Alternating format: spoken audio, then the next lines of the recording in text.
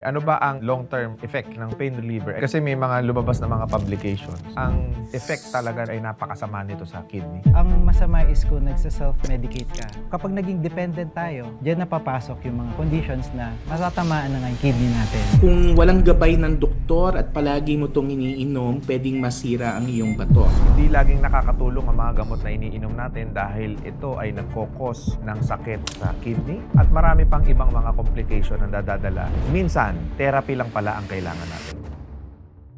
Kailangan mo nang ma-assess and magkaroon ng clearance for doctor na good for therapy tong condition na to. So, ibig sabihin pala, kung early stage yung arthritis, mga rayuma, pwede pang madaan sa therapy yan. Pwede pa.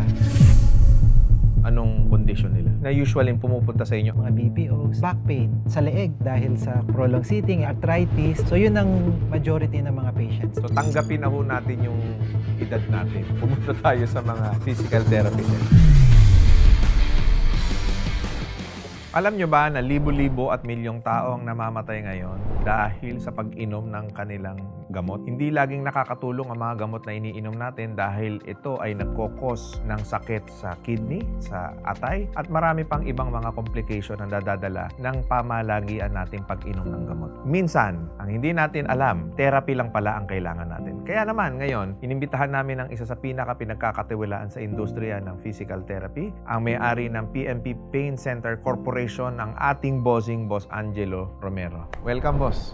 Thank you po, boss. Napakaganda talaga ng trabaho ng mga physical therapists. Kaso nga lang, hindi ito naiintindihan ng karamihan ng Pilipino. Okay? Ano ba talaga ang trabaho ng isang physical therapy? Malaki ang misconceptions for the physical therapy as a profession. Misconception madalas dito is masahista sila. Ang physical therapy actually is a part of allied medical profession. O sila ang nagtitreat sa mga conditions due to injury and diseases. You're also a doctor. No, No! Nako! Controversial yan. Paano mo nasabing no? I'm a business owner. Hindi, kasi maraming nag-claim na pag physical therapist ka, you are considered a doctor. Doctor per se is either a medical doctor. Sa ngayon, hindi pa na-recognize sa Philippines ang doctor for physical therapy. But you could have the doctorate niya. Kung hindi ka naman talaga acknowledge and recognize as doctor, then you claim now that you are a doctor, so nanloloko ka. Pwedeng papunta doon. So, only a licensed medical doctor ang talagang pwede mag-practice ng medicine. Ayan, so watch out kayo dyan mga boss ha, sa mga physical therapist, especially yung sa mga nagkakairo na they call themselves as doctor, wag po kayong maniniwala dahil hindi po sila doktor. So bakit kailangan sa inyo?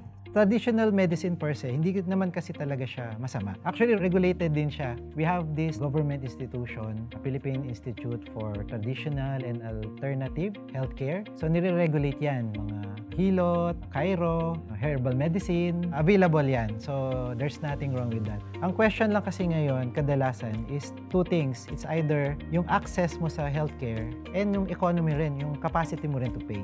On that two premise, kapag may challenge ka, ang layo ng hospital, ba nasa rural area ka, kung yun ang access mo ngayon is sa hilot, hindi naman masama yun. Pero kung may access ka, na kaya mo namang magpapunta ng doctor, it's the best way. Kaya nga alternative eh.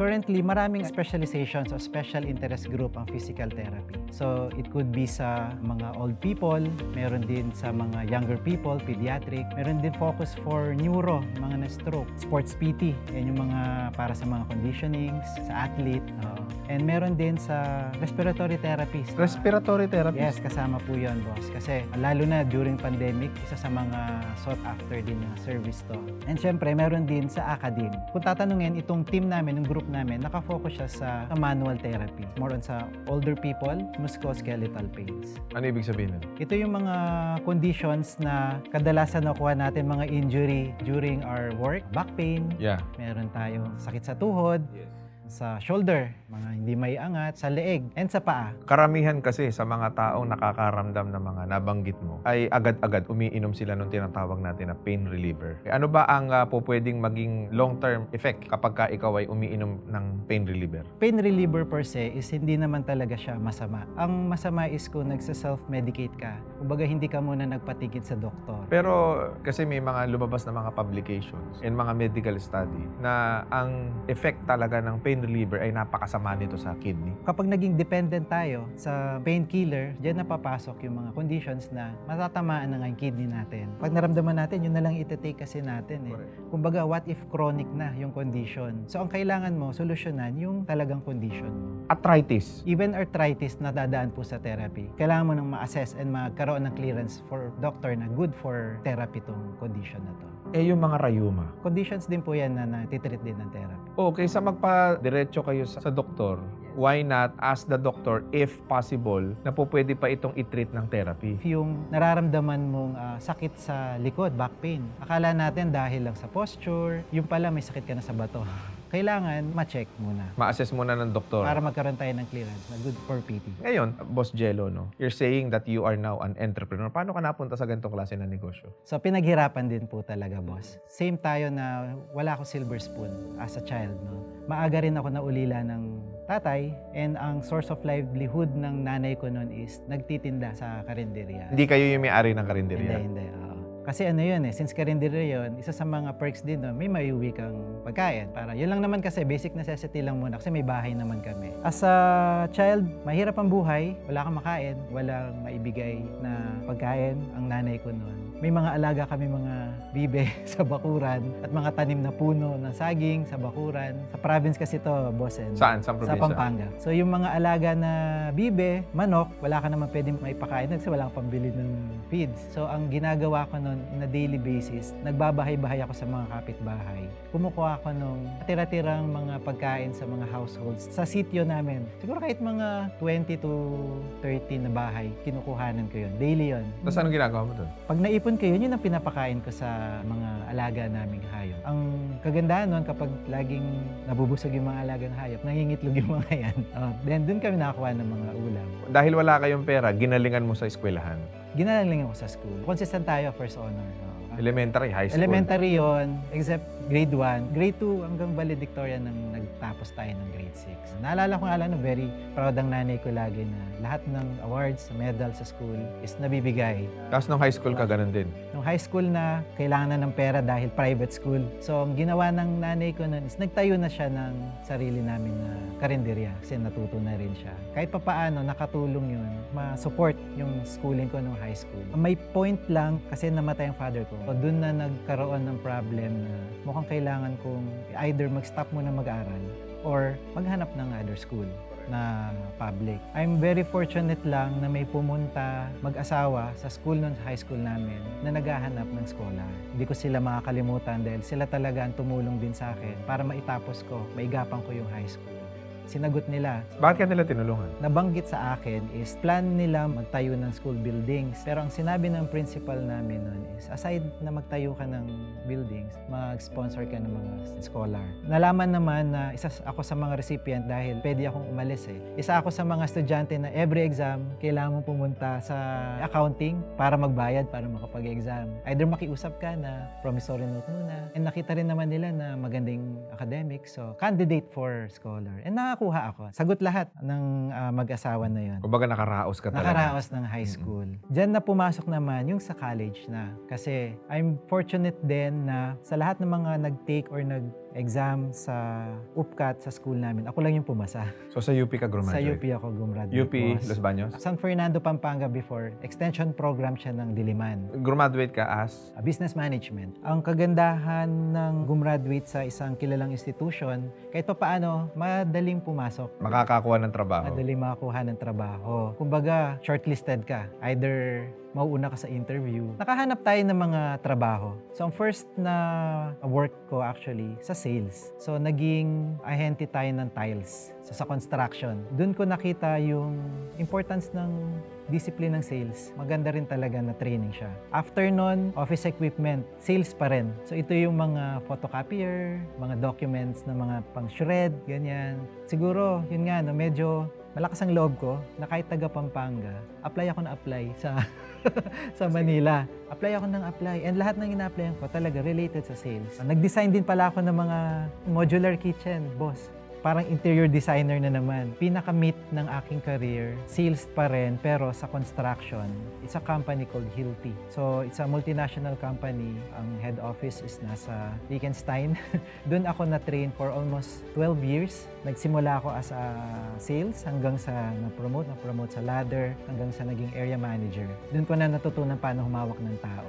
So from sales, ngayon napunta ka sa management. So ang question ngayon is, paano ako napunta sa industry ng PT? Tulad ng karamihan ng mga employee, with my wife, kahit nasa employment kami, naghahanap kami ng other source of income. Side Or hustle. nakapag sinwerte, hopefully, yun na yung maging fallback mo, no? Correct. Kung aalis ka na sa corporate world. Una, syempre, employed kami. Nag-isip kami, ano lang yung pinakamadali. So, nag-start kami, nag-food cart kami. Food cart. Food cart. Mga franchise. Franchise ng Siopaw. Oo. Hindi ganun kaganda yung kitaan doon. At the same time, ang hirap din talaga i-manage niya. Kasi yun nga, ang stocks pa namin, kukunin pa sa Manila. Ang next na business na pinasukan namin is water station. Successful yung water station. Kasi up till now, open siya. Sa water station, no, marami nag-o-open, marami rin nagsasara. Hindi siya nagiging sustainable.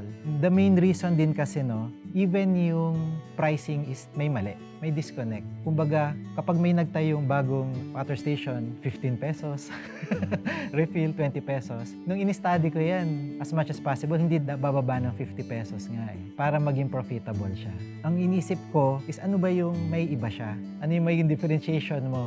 Ang ginawa namin is nag-focus kami dun sa service kasi product is yung tubig and yung target market namin. Since ang water station is near Clark is an economic zone, so ang daming planta dyan, call center, company. So hindi kami nag-focus sa household. Ang pinocus namin is companies. Paano namin siya minarket sa company? Ang kagandahan nito, dahil nasa sales ako, simple lang kapag nakausap ko yung owner. Basic lang itatanong ko, when was the last time na nilinis yung water dispenser niyo? We have this free cleaning sa mga water dispensers. And then, what happened next? So, since nasa corporate pa kami, si wife nasa bangko, laging masakit ang likod ni wife. Malamang dahil sa posture, sa stress. Ako naman, as a loving husband, every night, minamasahe mo siya. Kasi ako, napagod na ako. Sabi ko, parang chronic na ata yung condition mo. Kailangan mo na ng medical intervention. Naghanap ako ng facility na pwedeng i-treat. Siyempre, every session, nandun siya, ako nasa lobby. Siguro opportunistic din. Nakikita ko yung labas-pasok, potential opportunity ng industry na to. So nakita ko, mukhang may value to. Gusto kong kausapin yung owner nung facility na yun. Gusto kong mag-franchise. So during that time, actually, hindi pa open for franchise yung facility na yun. After some months, biglang nagkaroon ng announcement. As an avid patient ng clinic na yun and naniwala ko dun sa industry, nag-send kami ng intent na we would like to franchise nga. Fortunately, kami ang pinakaunang franchisee ng facility na yun. December 2019. Then, first clinic, Angeles City, Pampanga, inopen namin February 2020. Very particular ako sa date na yon kasi a month after nun, lockdown. Pandemic. Pandemic, boss. Si wife din nun, medyo kinabahan kasi nga lahat ng pinag-put up namin doon sa first clinic na yon, sa franchise clinic na yon is savings namin and loan, exposure. Sinanla namin yung bahay ng nanay ko. Nandun kasi yung tiwala mo dun sa industry na yun na pwede to eh. I could say na yung decision namin of entering in that franchising is the best and worst decision. Best and worst? Bakit? Best and worst. Dahil itong franchisor namin, no, yung support na in-expect mo as a franchisee sa franchisor is wala. Inoperate namin yung mga clinics through our own. The same time, dahil sa personality ng controversial na franchisor na to, nabalita pa sa news. So, naging negative yung brand? Naging negative yung brand. Umalis pa nga nagpumunta pa sa ibang bansa during pandemic. So kami naiwan, no choice kami kundi i-operate. Lumiit yung mundo namin. Kasi imagine, no, ang PT industry, ang mga sphere mo doon is mga physical therapists, mga rehabilitation doctors, even mga HMOs, hospitals, lahat yan inaway nitong franchisor namin through social media. So sabi ko, ba't naman ganito? Parang as an owner, you're the ambassador of the brand. Correct. So, hindi kami makapag-hire ng PT dahil alam na binabash kayo. Oo, under dun sa facility na yon. Hindi ka rin makapag-affiliate sa mga doctors kasi inaaway din mga doctors. Nadidiscredit yung mga health cards kasi ayaw ng mga health cards. Sabi ko, hindi na sustainable to. So kinausap namin si franchisor hanggang sa umuwi from the States, nagpa-meeting, nagbigay ng mga directions na ito yung mga gagawin natin. Dahil nahihirapan mag-hire ng PT, so mag-hire na lang ng non-medical. It's not just unethical, it's illegal.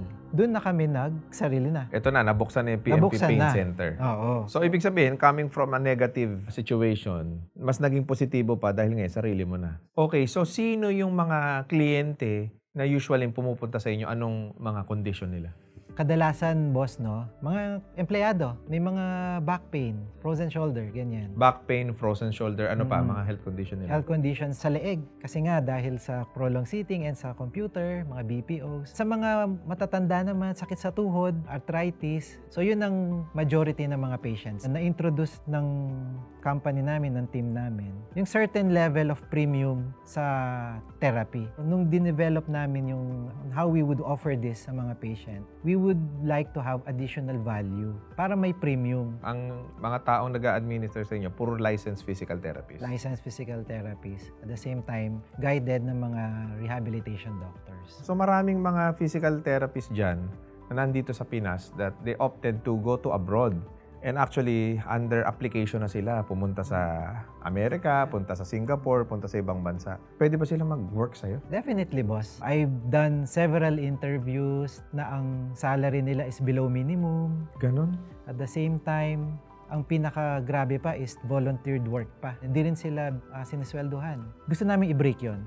So, yung ginawa namin sa team namin, i-elevate natin ang profession by giving a very good compensation sa mga PT. So, hindi lang sila naka-fixed salary. They could earn as much as 30 to 50,000. Ganon? Yes, boss. So, sa lahat ng physical therapist dyan, 30 to 50,000 ang monthly salary. Kasama na incentive. Kasama na yung incentive, 30 to 50,000. Tapos, meron din mga travel incentive, so certain awards. And we give them also health card din. So, nag-cover din tayo ng HMO.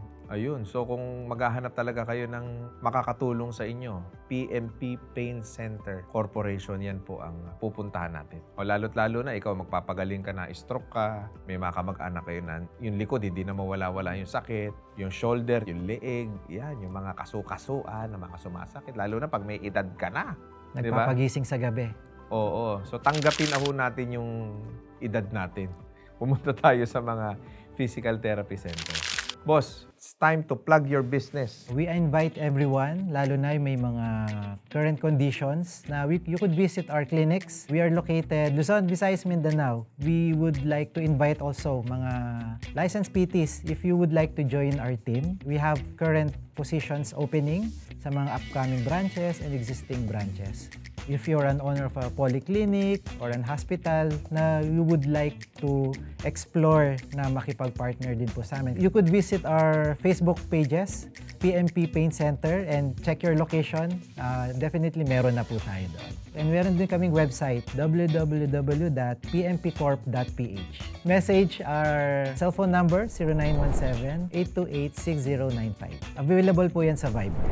Maraming salamat, Boss Angelo. No? Ang dami kong natutunan and alam ko, maraming sa mga nanonood ngayon na masakit ang mga buto-buto na nila, mga kalamnan nila. Ayan na po, pumunta na po kayo sa PMP Pain Center. At muli, nagpapaalala po ako na mag-iingat po tayo sa mga pain center facility na pupuntahan natin kasi hindi po lahat yan ay makakatulong sa inyo. Baka makasama pa kung hindi mga license. So doon po tayo sa license. Maraming salamat, Boss Angelo. At muli, pinapaalalahanan ko kayo na mag-subscribe at i-click yung notification bell para lagi tayong updated sa ating mga future videos.